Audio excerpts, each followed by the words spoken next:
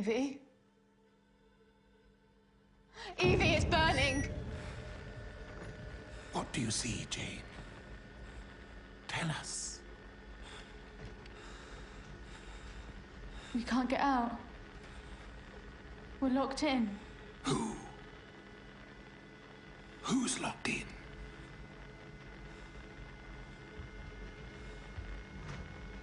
Burning. Burning. Burning. Burning! Burning! Burning! I now know why they serve alcohol at theaters. This makes total sense now. Yeah. This is going to be horrible. What's it supposed to be about? It's, I guess, changing jobs, which, honestly... It could be my life. It could be kind of...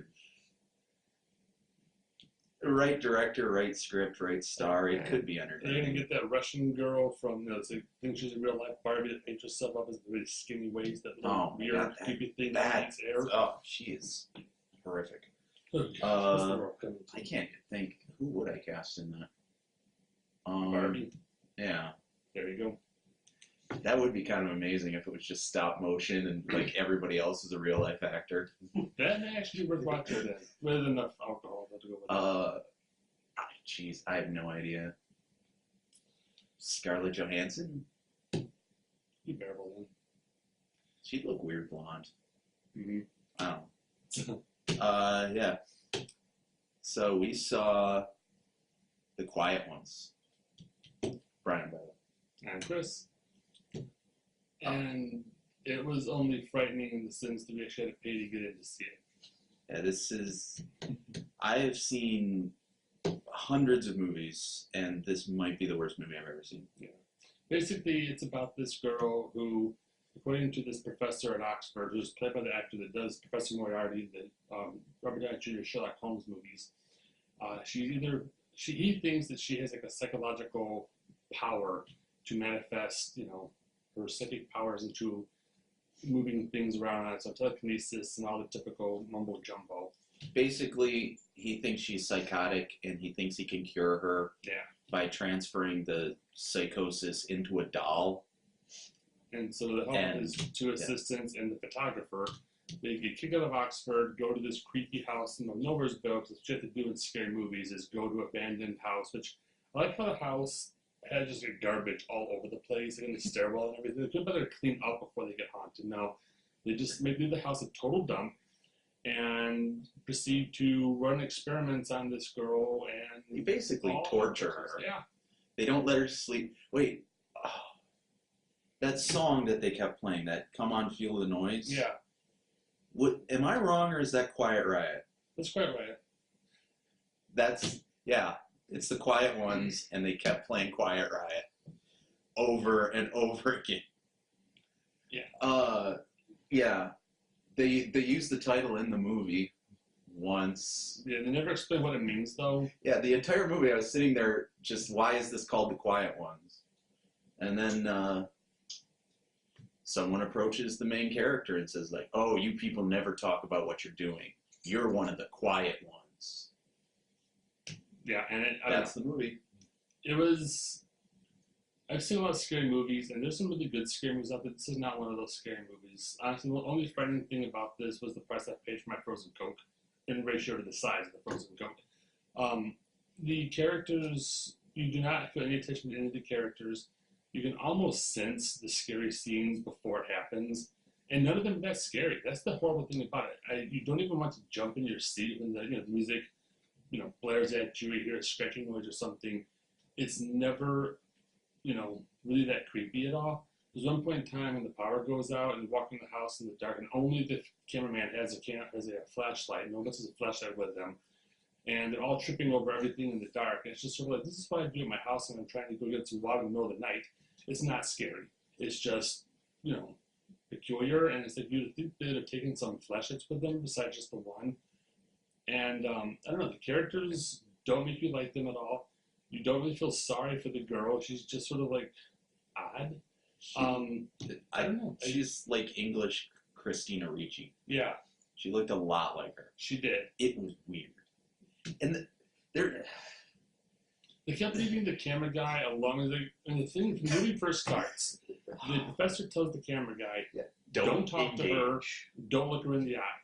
And then they immediately leave him alone with her. She ends up talking to her right off the bat. Yeah, the next scene is a 5-minute exchange between and almost the entire time, he's alone with her talking. And it's like, well, where did this rule come from? And why is she allowed to break the thing every single time? And the professor is convinced that this guy might have feelings for her, the guy might have feelings for her, and this could be a danger to him. And so they keep leaving him alone with the girl. And it's just like, why would you do this? If you think he's going to be in danger, why would you be, hey, you go alone in this room, lock yourself in there for a while. We're going to go somewhere, nowhere to be seen. You guys have fun. It makes no sense whatsoever. The setup isn't creepy. The payoff isn't interesting.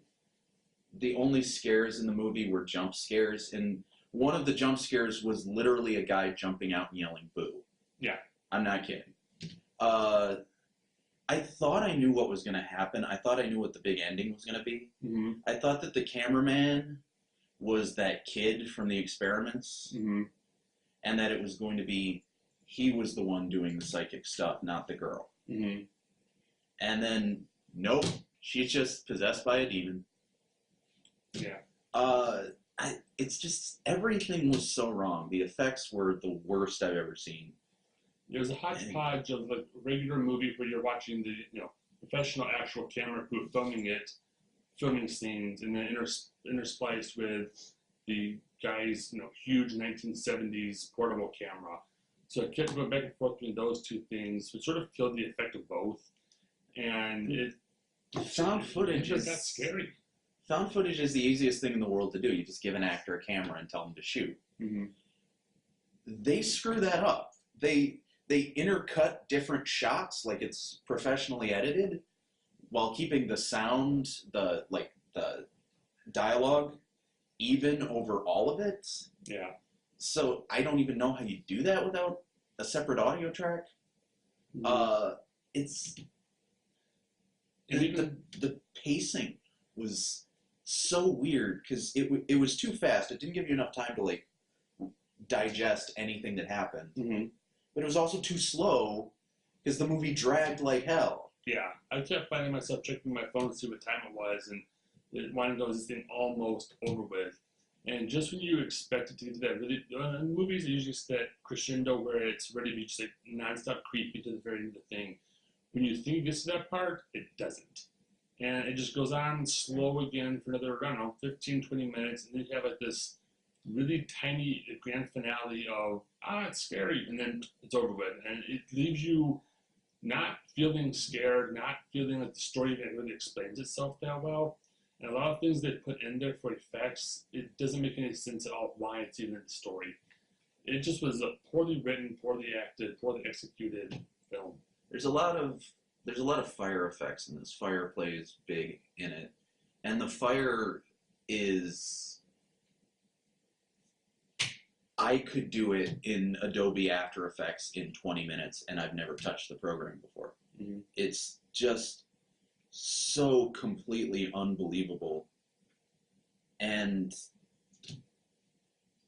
it's everything is wrong. It's almost fascinating that they could get it so wrong. And it's a little liberating knowing that no matter what else I see this year, I've seen the worst movie I'm going to see. Yeah. If you want a good, scary movie that deals with a professor, his assistant, and a psychic person, see the 1963 version of The Haunting of Hill House. That's worth watching. It's called The Haunting. That's much better, much creepier. If you want to go see a new horror movie, go see Oculus. That was great. Yeah, but don't see this one. This is the kind of thing you wait for DVD, and then you don't rent the DVD. Yeah. What I do differently, I can't think of anything. It's just everything is wrong. I would rewrite it, recast it, rescript it, and then just forget the whole thing and just do something else instead. Do a comedy. If they try to make this a parody of scary movies, it could have been a really good parody. But as a scary movie, it just was not there. This review is probably scarier than the movie was, and that's not a scary review. Yeah. I don't know, I'd say overall, F. Yeah. Frightening. I tried to think of anything positive on the way over here, and the best I could come up with is that there were about 3 shots in the movie that were well framed. Not great, but they were serviceable. I can say more about The Room or Birdemic. Absolutely an F. It's not even entertainingly bad. It's just painfully bad. Yeah. One thing I consider is good about it is only an hour and a half long. Not any longer than that. I'm amazed to hear that it was only an hour and a half long. It felt like a lot longer. It really did. But I don't know. Don't see this movie. Go to something else instead. There's plenty of movies to choose from. If you want to see now, wait a couple weeks. See something else. But don't waste your time, your money on this one. It's not worth it. So, what's your review? What's your grade for the movie? F. Hands down. There you go. I'm Kris. Brian.